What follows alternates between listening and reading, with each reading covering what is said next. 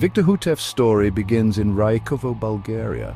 Born in 1885, his early life was shaped by village rhythms. His family were devout Bulgarian Orthodox Christians. Though little is known about his childhood, it was a time of learning. As he grew older, change began to blow. Drawn to America, he left his homeland. In 1907, he arrived in New York City. He faced the challenges of a new language and culture. Victor found work as a peddler. These years were marked by hard work. He was determined to build a new life. Despite difficulties, his spirit remained unbroken. He carried the values and faith of his upbringing. In the midst of his struggles, Victor discovered a spiritual home within the Seventh-day Adventist Church. Their message of hope and prophecy resonated deeply with him. He embraced their teachings, finding comfort and guidance in their interpretation of the Bible. Victor's dedication to his newfound faith was unwavering. He immersed himself in studying Scripture, eager to deepen his understanding. He attended church services regularly, finding fellowship and community among his fellow believers.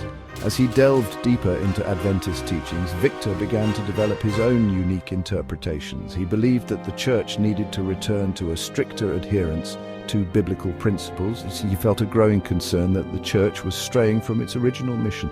Victor's convictions led him to share his beliefs with others. He began teaching and preaching, attracting a small but devoted following. His passion and conviction resonated with those who felt similarly about the state of the Adventist Church. These early followers would become the foundation of a movement that would challenge the established order. In 1929, Victor Houteff published his theological views in a manuscript titled The Shepherd's Rod. This work became the cornerstone of his teachings and the catalyst for much of the controversy that followed. In it, he outlined his interpretations of biblical prophecy, particularly focusing on the book of Ezekiel. Houteff's central message in The Shepherd's Rod was a call for reform within the Seventh-day Adventist Church. He believed the church had become complacent and strayed from its mission.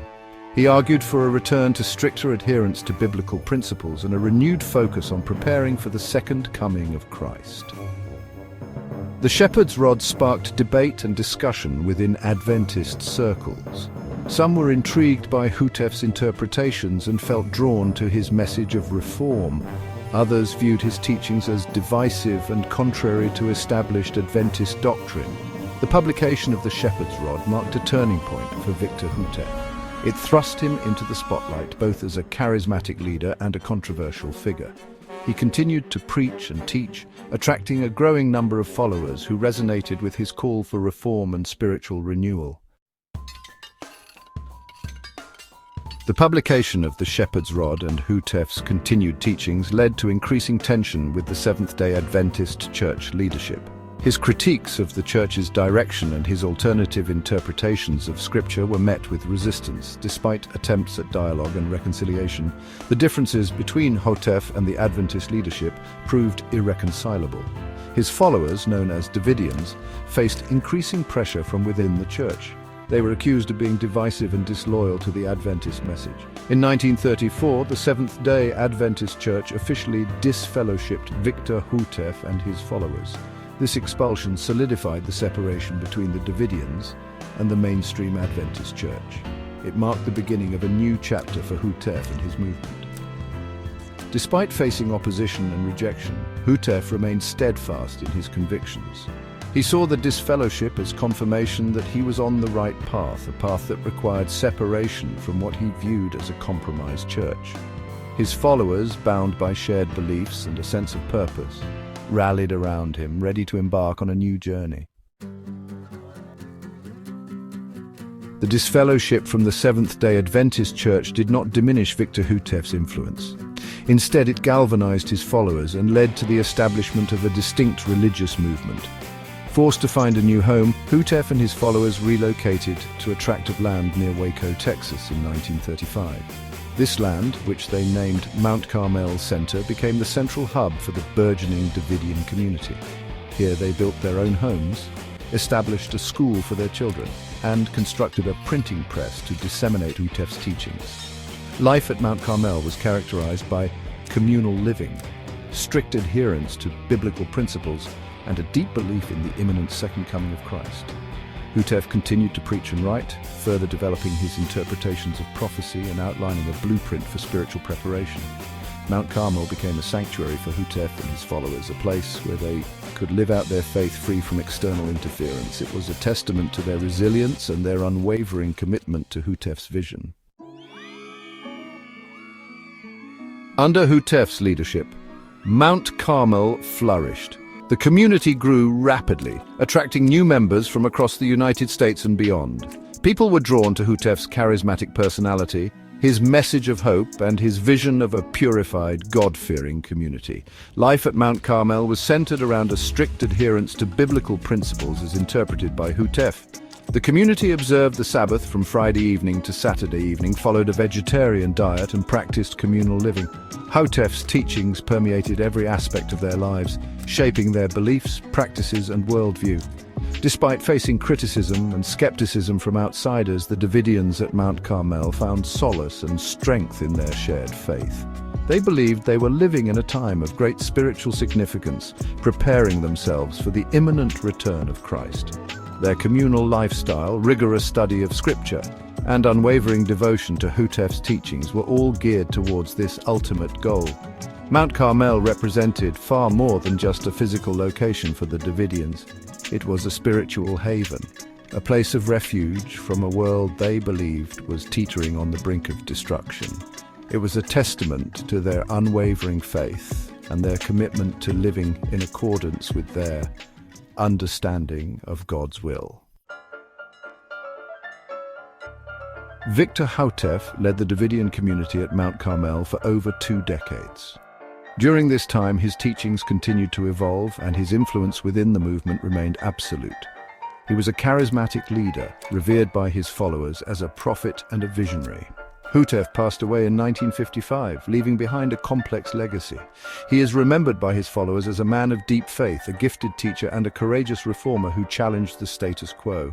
His teachings continue to inspire and guide the Davidian community to this day.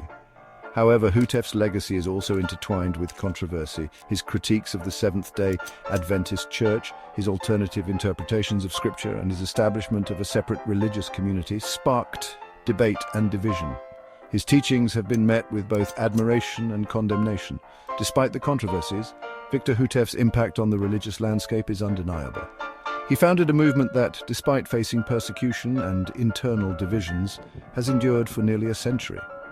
His story serves as a reminder of the power of belief, the complexities of faith, and the enduring human search for meaning and purpose. Following Victor Houteff's death, the Davidian community experienced transition and division. Various individuals emerged, claiming to be his rightful successor. This led to different Davidian factions, each with its own leadership and theology. Despite divisions, Houteff's teachings bind the groups. They remain united in their belief in the shepherd's rod message, their strict interpretation of the Bible, and anticipation of Christ's second coming. Today, Davidian communities exist in the US and internationally.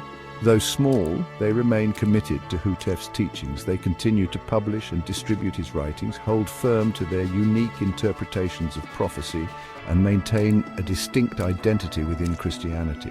The story of the Davidians is a testament to enduring belief and the complexities of religious movements.